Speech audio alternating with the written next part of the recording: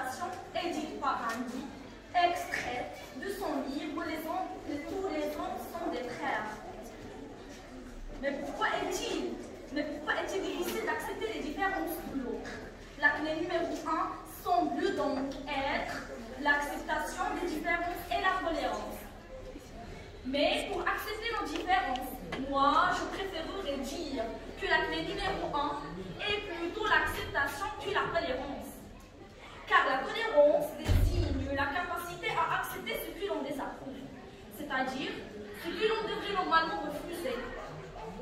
Il est donc exact de penser que tolérance soit un bon terme, mais mon prochain contenu vous expliquera aussi comment approuver la différence. Nous sommes tous uniques. Être unique est bien que nous pouvons vivre pleinement notre différence. Oui, on peut la vivre. Cela veut dire aussi que nous devons respecter les autres dès qu'ils sont. Mais pourquoi est-il difficile d'accepter les différences de l'autre? Savez-vous pourquoi? Eh bien, tout simplement parce qu'on a l'impression qu'il doit être d'accord surtout pour bien s'entendre. Alors que cela est faux. C'est pour dire croire que nous devons tous avoir le même avis. Que ce soit à l'école, au travail, avec son entourage familial, avec ses amis. C'est tout à fait normal que nos opinions et nos points de vue soient parfois contraires, différents. Notre différence doit être un atout. Ce qui fait de chacun de nous notre personnalité, notre diversité. C'est notre façon d'être différent, d'être unique.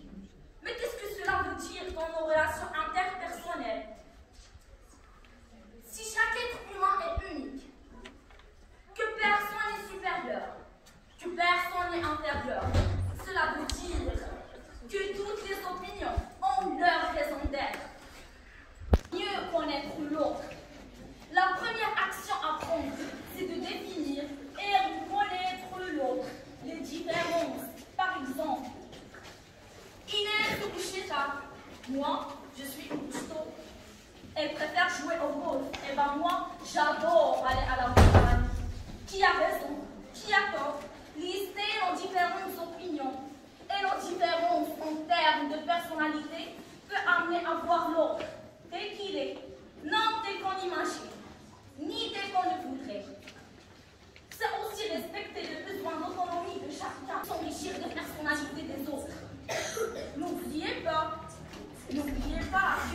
que bien comprendre comment l'autre pense, c'est aussi prendre conscience de comment nous pensons nous-mêmes.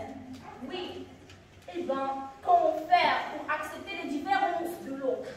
Cette meilleure connaissance de l'autre et de soi-même aidera à régler plus facilement les conflits découlant de cette divergence.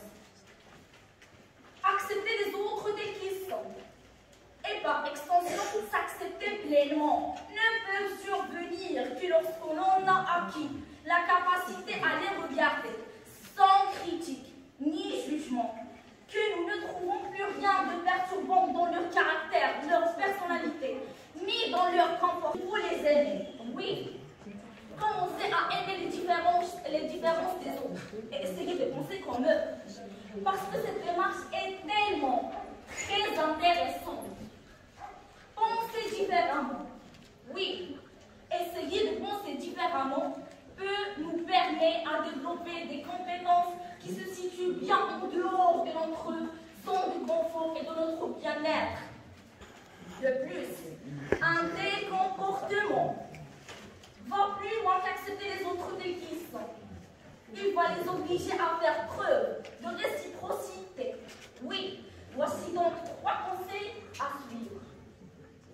Écouter l'opinion de l'autre sans le couper, avec une écoute active, non passive. Demeurer en toutes circonstances ouvert à la différente opinion de l'autre. Ne pas chercher à convaincre que notre façon de penser est meilleure que celle de l'autre.